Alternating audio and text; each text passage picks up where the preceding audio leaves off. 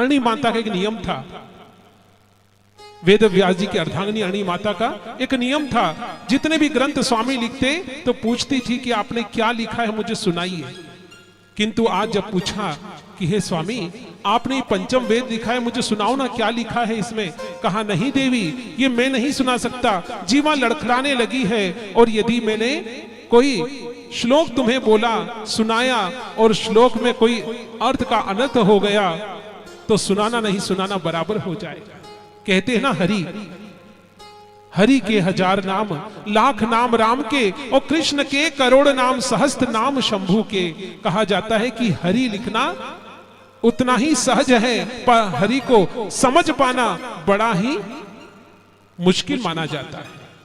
र में यदि आपने छोटी ई की मात्रा लगा दी तो हरि अर्थात श्री हरि नारायण, और र में यदि बड़ी ई की मात्रा लगा दी तो समझ लो हरि अर्थात वानर। इतना अर्थ का अनर्थ होता है विनय जी। जय श्री कृष्णा।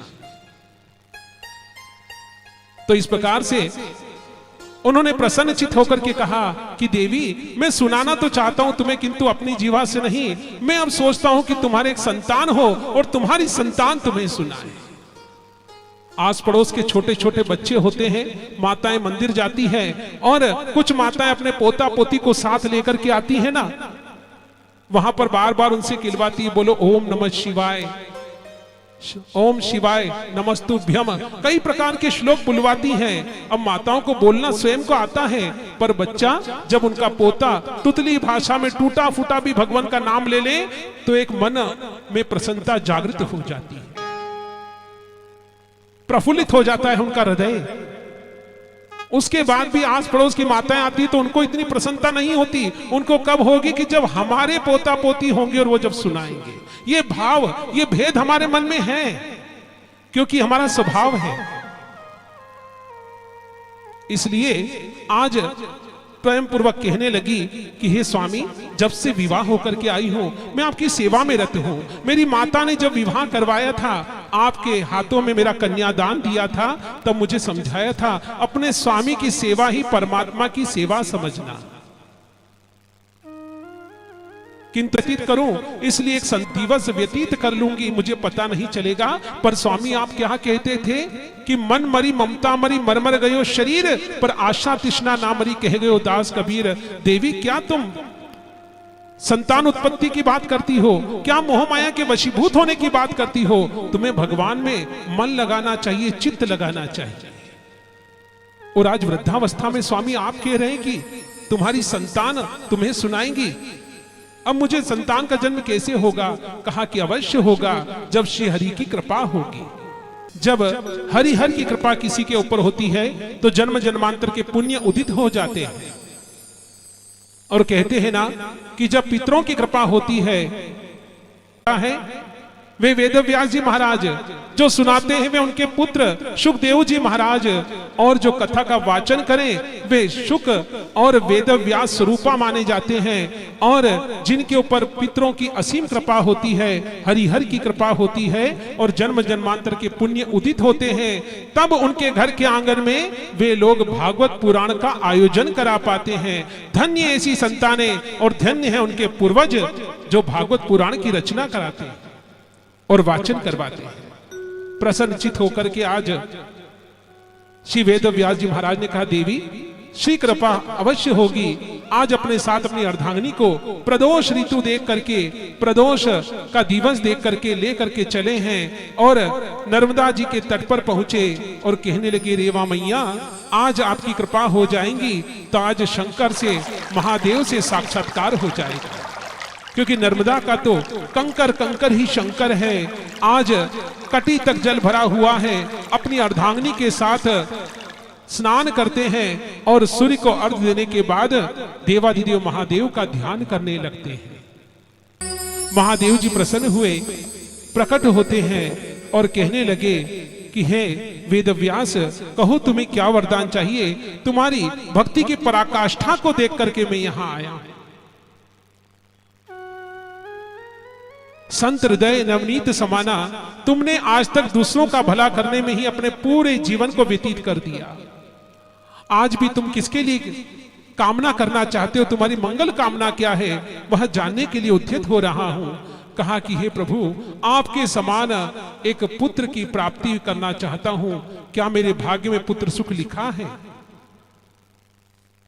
देवाधिदेव महादेव कहने लगे कि हे संत शिरोमणि, तुम्हारे भाग्य में संतान सुख तो नहीं है, किंतु मेरे जैसी संतान की प्राप्ति करना चाहते हो तो मेरे जैसा तो कोई और है नहीं, इसलिए मैं ही तुम्हारे यहां पुत्र रूप में आऊंगा, ये तुम्हें वचन देता हूं।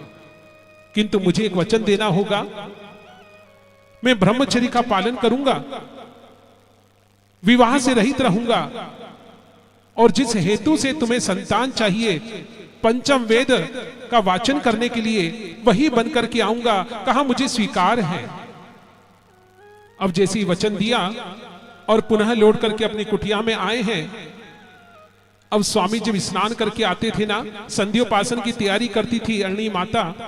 जब फलाहार का समय होता था तब फलाहार करने जब बैठते थे तो उनके सामने फलाहार की छबड़ी ला करके रखती थी और फल परोसती थी। एक बात और समझे, भागवत पुराण में लिखा है, वेद व्यास जी महाराज ने अपने जीवन में कभी अन्न का एक दाना भी ग्रहण नहीं किया था।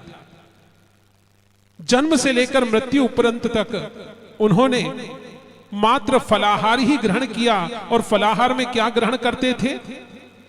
मात्र बेर का भोग लगाते थे ठाकुर जी को, और 4 बेर अपनी पत्तल में लेते थे, एक गौग्रास निकालते थे, एक चींटियों के लिए निकालते थे, और 2 फल ग्रहण करने के लिए जब उनके पास रह जाते उसमें से एक फल ग्रहण करते, एक अपनी अर्धांगिनी के लिए छोड़ते थे। जय श्री कृष्ण।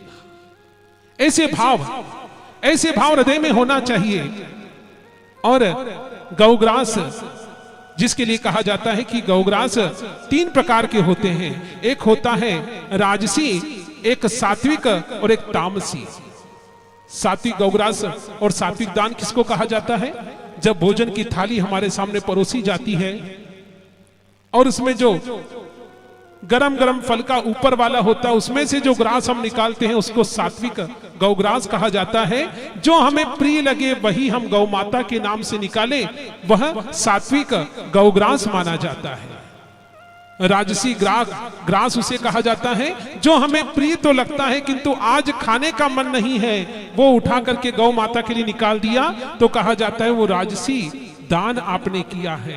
और तामसी दान जो खाने योग्य नहीं है वो हम गौ को दे देते हैं। तो विचार कीजिएगा कि उससे परमार्थ और पुण्य मिलना तो दूर की बात है, आपने जितने पुण्य कमाए हैं सारे क्षीण हो गए। हम यही तो करते हैं।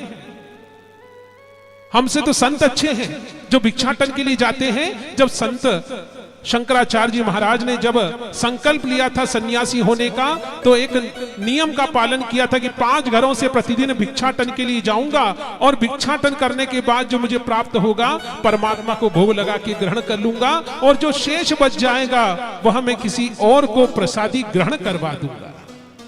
क्योंकि उस समय फ्रिज नहीं होता था।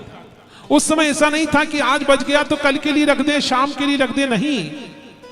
और 2 दिन तक भी जब खाते हुए खूटे नहीं तो फिर हमें गौ माता दिखाई देती है। तो विचार करो कि आपने सत्कर्म नहीं कमाया, आपने और अपने कर्म बांध लिए हैं और आपने तामसी दान यहां पर किया है। इस प्रकार से फलाहार को ग्रहण करने का एक नियम था। आज यहां अरणी माता जब उनके लिए फलाहार की छबड़ी ला करके रखती है किंतु परोसती नहीं, मन में क्षोभ जागृत हो गया। वेद व्यास जी महाराज ने कहा कि देवी किसी बात की कुंठा है हृदय में, क्या बात है? कहा कि स्वामी एक बात कहूं। जब महादेव जी ने कहा कि मैं स्वयं पुत्र रूप में जन्म लूंगा तब मैं गदगद हो गई थी, प्रफुल्लित हो गई थी कि मेरे घर में नारायण आएंगे, श्री हरिहर आएंगे। किंतु जब उन्होंने दूसरा वचन आपसे मांगा कि मैं विवाह से रहित रहूंगा, ब्रह्मचर्य का पालन करूंगा, आपने मुझसे बिना पूछे ही हामी भर दी, मुझसे पूछा भी नहीं। स्वामी कौन स्त्री होती है जो अपनी संतान के जन्म के पहले ही सोच ले कि वो ब्रह्मचर्य का पालन करेगी? क्या मैं उसका विवाह नहीं कराना चाहती? क्या मैं वंश वृद्धि नहीं चाहती? अरे कहा जाता है कि विवाह वंश वृद्धि के लिए माना जाता है, और विवाह के उपरांत जब हमारे यहाँ कुल का दीपक जन्म लेता है तब हमारे पितृलोक में उत्सव मनाया जाता है। यहाँ पर भी देखिए सोमानी परिवार का पितृलोक बनाया गया है जहाँ पितृ देवता विराजमान है। बोलो पितृदेव भगवान की जय। पितृलोक में उत्सव मनाया जाता है। आज वहां पितृ सभी अपने अपने आसन पर बैठे होते हैं, उनके सेवादार आते हैं और हाथ में एक चांदी का प्याला है जिसमें ठंडा ठंडा गाय का दूध रखा हुआ है, जिसमें शहद का मिठास है। और जब दिया जाता है और जब पान करने के लिए पितृ अपने मुखारविंद के पास लाते हैं तो उसमें से जो शीतल वायु निकलती है, भाप निकलती है, उससे गदगद होकर पूछते हैं भाई आज किसके यहाँ उत्सव है? तब बताया जाता है कि इस नाम के पितृ के यहाँ कुल का दीपक जन्मा हुआ है, उनके यहाँ कुल की वृद्धि हुई है, इसलिए आज उत्सव मनाया जा रहा है। तो इस प्रकार से पितृलोक में भी उत्सव मनाया जाता है। क्या स्वामी आपने मुझसे पूछा भी नहीं? अरे देवी वो तो देवादिदेव महादेव बड़े ही भोले हैं, एक बार जन्म ले ले उसके बाद हमारे पुत्र बन जाएंगे तो जो आज्ञा देंगे वो मानना ही पड़ेगा। किंतु गर्भ में आए हुए महादेव जी के अंश ने सब कुछ सुन लिया और जन्म लेने के लिए मना कर दिया। अरणी माता जो गर्भवती हुई थी 9 महीने पूर्ण हो गए हैं, 12 महीने हो गए हैं गर्भ को धारण किए हुए, अभी तक जन्म नहीं हुआ। धीरे धीरे समय व्यतीत होता है, 9 वर्ष हो गए, 12 वर्ष हो गए हैं। अब 12 वर्ष उपरांत ऐसी दीन दशा हो गई है अरणी माता की, न हिल पाती है न डुल पाती है। अब जलपान करना दूर की बात, स्वामी ही आकर के पूछते हैं कि देवी क्या जलपान करना है? हाँ करना है, लो जलपान ग्रहण करो। अब बैठ भी नहीं पाती तो लेटी हुई अपना मुंह खोलती है और उनके स्वामी उनके मुख में ही जल पान करवाते हैं। जैसे ही 14 वर्ष का गर्भ हो गया, आज रोदन करते हुए कहने लगी कि अरे मेरे पुत्र तुझे जन्म लेना हो तो ले, आज मैं कितने बड़े पाप को भोग रही हूँ। एक स्त्री जब अपने स्वामी से नाहक ही सेवा करवाती है तो रौरव नाम के नरक में भेजी जाती है। यह भी एक ज्ञान की बात है कि स्त्री को अपने स्वामी से सेवा नहीं करवाना चाहिए, यदि सेवा करवाई है तो रौरव नाम के नरक में भेजी जाती है। कहने लगी कि ऐसे पुत्र की कामना मैं कैसे करूं जो मेरे मृत्यु के उपरांत मुझे नरक में भेजने वाला होगा। तभी गर्भ ने कहा कि माता मैं भी इस नरक में बहुत दुखी हो रहा हूं, मैं भी बाहर आना चाहता हूं, किंतु मां मुझे एक बार वचन दे दो कि मैं जन्म होते ही यज्ञोपवीत को धारण करके चला जाऊंगा और सन्यासी बन जाऊंगा। अरे पुत्र तुझे जो करना है कर, किंतु आज तो तू जन्म ले ले। जैसे ही माता ने यहां पर अपनी वाणी के द्वारा स्वीकार किया अपने कथन को, कि तभी देखते ही देखते प्रसव पीड़ा भोगते हुए और प्रसव पीड़ा को भोगते हुए रोदन कर रही है और देखते ही देखते अपने पुत्र को जन्म देती है।